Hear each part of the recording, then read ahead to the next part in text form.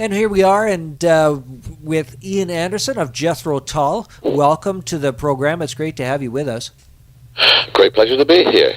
I guess to start off the top, we have got to look at the Live at Montreux CD, DVD. Fantastic performance.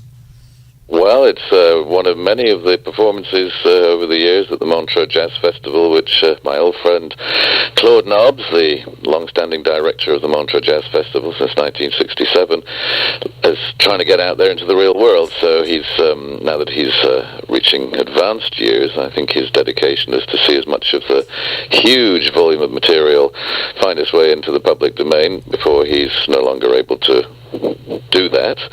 And so he really wanted to put out a Jethro Tull performance, and so with respect to Claude and the great legacy of the Montreux Jazz Festival, which still goes on and will go on long after Claude's not here, it's great to be part of it, and always great to be associated with Montreux, which is one of those lovely places that anyone who's never been to that little corner of Switzerland should try and avail themselves of the opportunity to do. I noticed that it was your first visit there. I mean, you've played at Newport prior, earlier in your career for performances. Can you talk about that, your first visit to Montreux?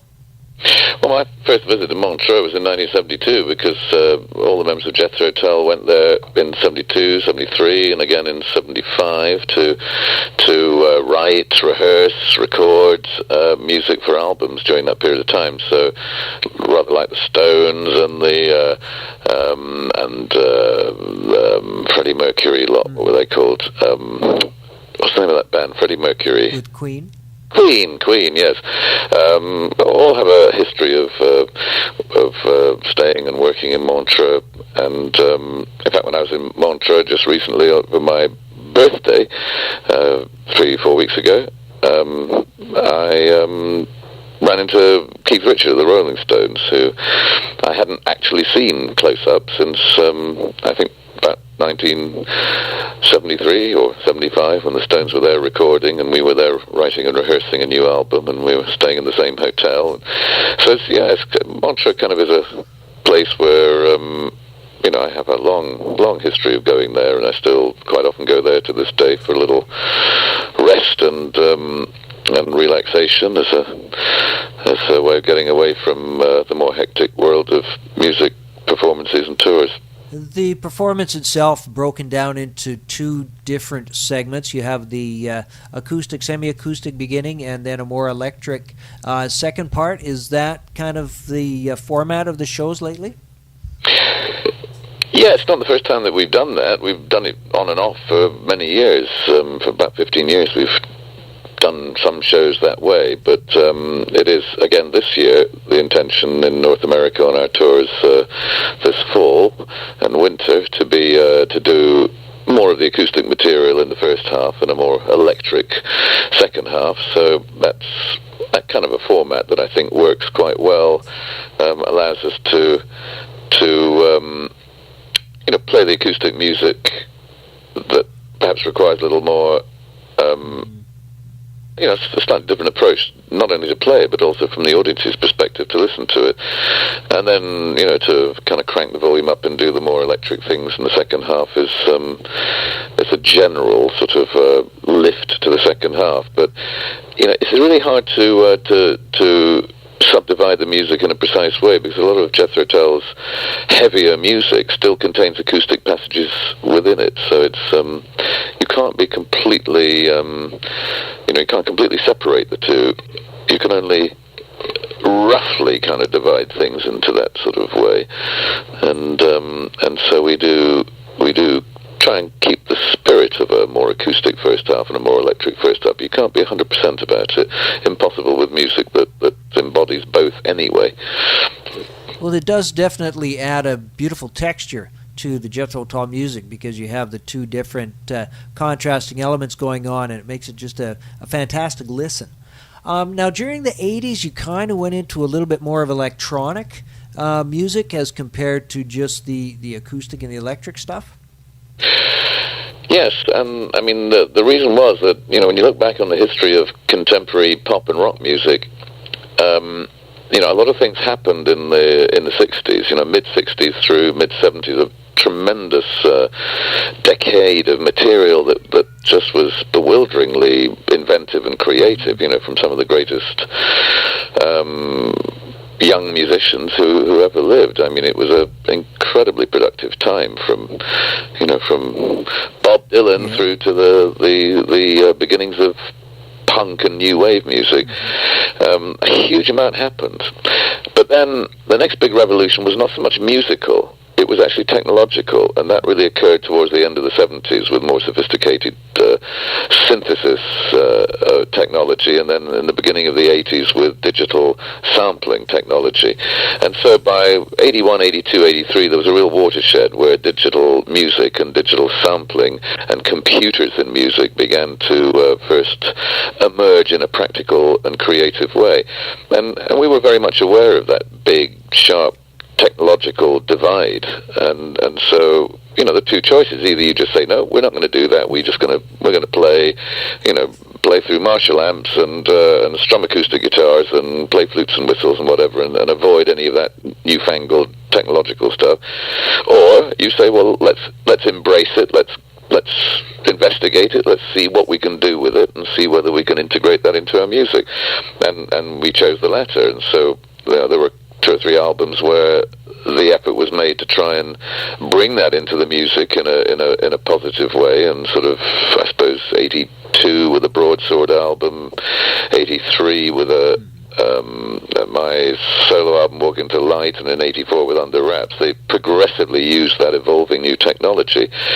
But then by the time we got to 86 and Crest of a Knave, I guess, we thought, well, okay, we know how this stuff works, and by then we were mastering everything digitally. Digital technology was well and truly a part of the studio environment, as well as creeping into some of the areas of live performance too. So, by 86, I think we tamed the beast. We were using technology, but not in a way that overwhelmed the music. And subsequently, I think we, like many bands who've experimented in that area, we've found the ways to integrate it without it becoming too obvious in the music we play. And the music we play clearly still sounds for the most part quite organic and analog sounding, because we don't really want to play with tinsely synthesizers and computery, gadgety kind of contemporary noises and composing and scoring and operating software, which tends to make people sound rather like each other. Right. It's good to have the technology, but you must control it. You mustn't let it control you, particularly from a creative standpoint. Well, sure, it's good to have your feet, one in each camp. I have to touch on Jethro Tull's music. Being as broad-based as it is, it really has allowed the different musicians inside the group to explore their own creative sides with some solo projects that have come out. Well, both in solo projects and playing with other artists too, because most of the guys in Jethro Tull have sort of stretched their wings a little bit, and it's right proper that they do so. I was probably the last person to kind of have a life outside Jethro Tull, and about 10 years ago I started to occasionally play on other people's records and occasionally play live on stage with other artists, and in the last, whatever it is, 6 years, made a couple of solo albums. So I've stretched out a little bit over the last years to try and find other areas to work with and other people to work with. But the bulk of what I do is still Jethro Tull, and that's part of. I'm a big part of Jethro Tull, and obviously it's a big part of me. Yeah, the other guys have done their little sojourns, and so it's always quite good actually. I was just talking to some of them yesterday, saying we must try and fasten on some time next year when you guys want to go off and do some other things, or take a break with your family and that sort of thing, because there is a tendency we get inundated with offers to play interesting concerts in interesting places, and it's all too easy to keep saying yes and find out there's no time left for for some of the guys to take their kids to school or take them on holiday or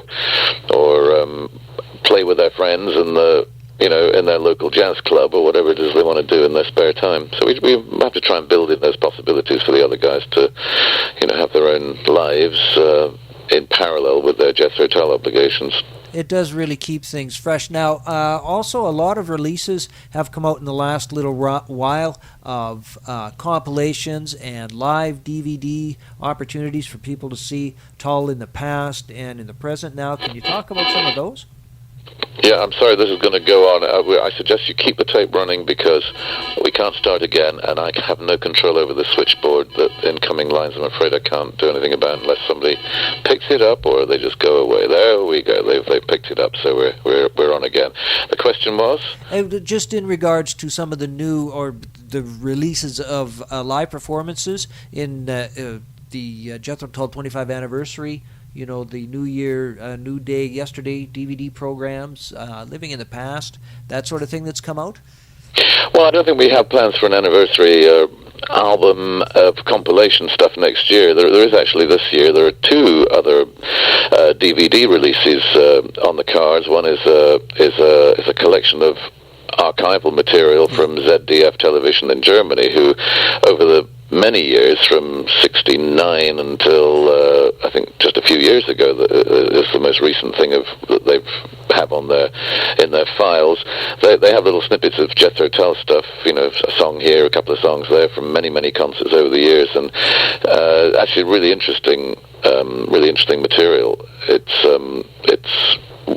sounds pretty good and looks pretty good, and I was very surprised when I was approached by a production company to release this, and I believe in the next very few months that's going to be coming out. There's Jethro Tull live across Germany, and then there's a documentary sort of story of Jethro Tull that's currently in the works, nearing the end of its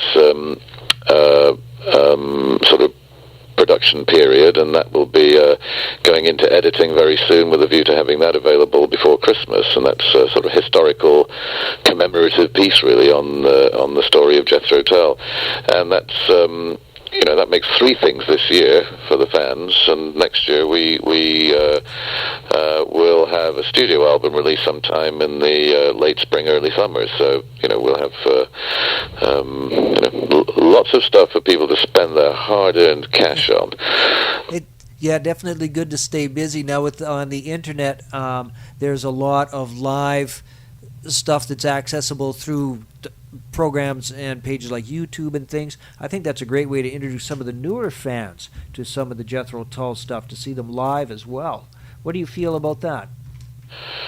Well, I think the new fans are, in evidence at a lot of the concerts we play at. They tend to be quite interested in live performance. I mean, last weekend I was in Romania and Bulgaria, and there's a huge number of. I mean, it's just very, very diverse. People from 15 to 50. Well, I see people from under, pre-puberty through to 50, because people tend to bring their children along as well sometimes. And but generally speaking, teenagers through, folks and probably almost as old as me, and that's very much spread right across the age spectrum. And same in Israel. The previous week, we were doing 3 concerts in Israel, and again it was a very broad mixture of people with quite an emphasis on people in their teens and 20s. And I think they're quite curious about Jethro Tull, because in a way that's their parents' generation of music, and a lot of teenagers, and probably once they've gone through that rebellious period of hating everything that their parents stand for, then they become a little curious about their parents, and it's a way of almost reuniting with their parents, to embrace some of the cultural aspects of their parents' lives, and to, out of curiosity, to read the books their parents read, or see the movies their parents watched, or listen to the music their parents listened to. And